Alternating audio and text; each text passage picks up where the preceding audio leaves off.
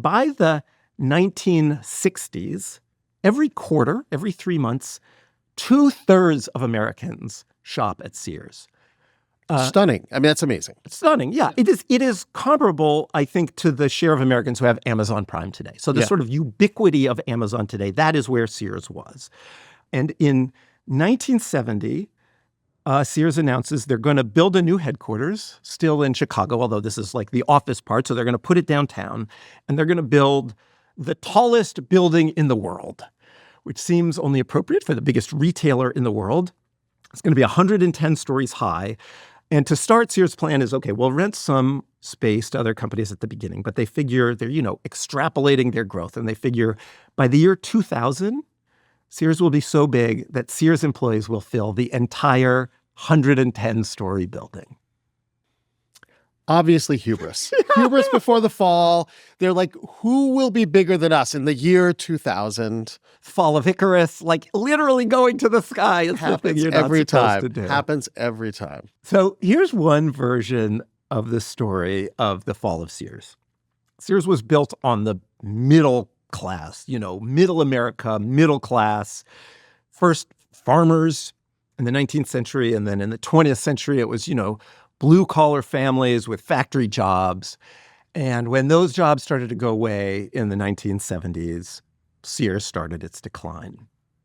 And that is very elegant for the sort of Sears as the story of America, Sears as a John Cougar Mellencamp song. But I don't think it really holds up. I don't think it really fits the facts. I think, in fact, Sears was built on mastery of new technologies, first railroad and then the automobile, and also an understanding of where America was headed, right? Again, with those sort of building stores on the edge of town. And America, of course, kept changing and technology kept changing, and Sears failed to keep up. And specifically, one specific change I want to talk about is the interstate highway system, which, I think Eisenhower signed that law in the 50s, and the interstates were getting built out, into the 60s. And when this happened, Sears did not feel compelled to say, oh, this is going to be a profound shift in the way goods move in America and the way people move in America. They were like, well, we're the biggest company in the world. We're building the biggest building in the world. We don't need to transform ourselves. But there was this little company in Bentonville, Arkansas. How is that even possible? That realized that interstates would completely change retail in America. Walmart. Wall-fucking-mart. Don't have to be in downtown. Don't have to be on the outskirts of town.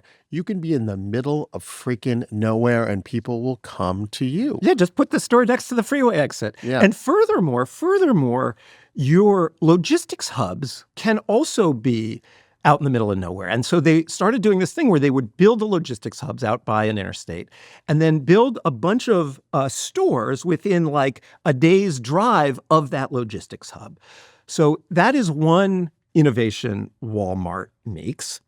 The other one they make, and this is also like kind of classic Sears, but Sears doesn't do it, is they adopt computers, right? Computers are coming along at this point. The ability to track data is coming along. Sears is still basically relying on their managers' intuitions to stock local stores, that old General Wood free market system. Walmart is tracking every sale of every item. They're investing in a satellite so that data can be relayed back to headquarters. And that just works better. It turns out if you aggregate all the data and you know how every sale works, you can make smarter decisions.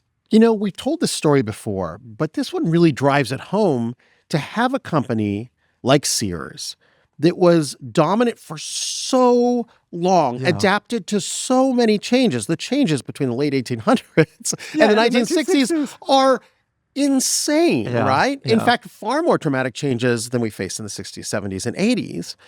And yet this company, even with its democratic structure, can't come up with this stuff. Or if it does come up with it, it's just they've put too much money and time and effort into a system that works really well for them.